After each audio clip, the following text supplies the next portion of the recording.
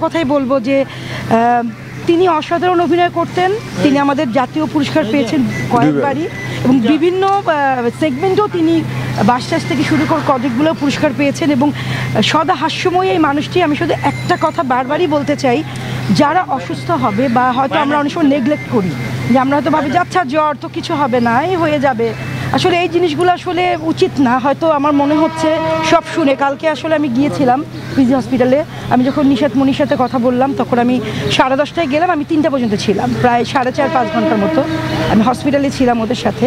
তা আমার আসলে মনিকে দেখে খুবই কষ্ট লেগেছে, কারণ তার কথায় সবসময় থাকতো আমার মনির কী হবে। এবং তিনি আরেকজনের কথা বারবার বলতেন, সেটা হচ্ছে রিপন, মানে তার মেয়ের হাজব্যান্ড।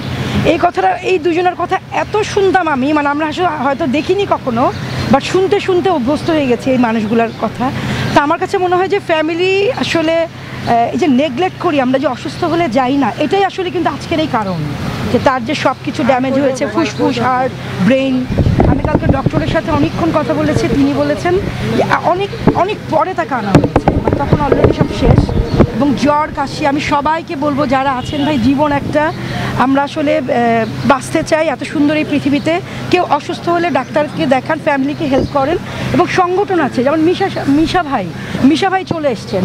আমরা যখন বেরোয় মিশা ভাইকে ফোন দিলাম, মিশা ভাই কিন্তু আবারও এসছেন এবং তিনি কিন্তু তৎপর। তো একটু যদি সংগঠনগুলো জানতো তাহলে হয়তো আরও আগেই অনেক কিছু করতে পারতো।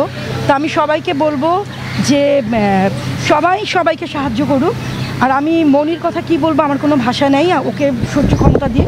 রিপন ভাই আছেন, উনি হলো গিয়ে যেহেতু হ্যাঁ আমি যাদেরকে দেখেছি আর কি, যাদের নাম শুনেছি তাদের কথা বলছি, তো এরা দুজন আসলে আমার কাছে মনে হয়েছে, আমি অঞ্জনা আপুর মুখে অনেক শুনেছি, তাদেরকে শক্তি দিক, আমি এটাই বলবো। আর উনি পরে ভালো থাকুক। ওনার মিষ্টি হাসি, ওনার কাজ ওনাকে বাঁচিয়ে রাখবে।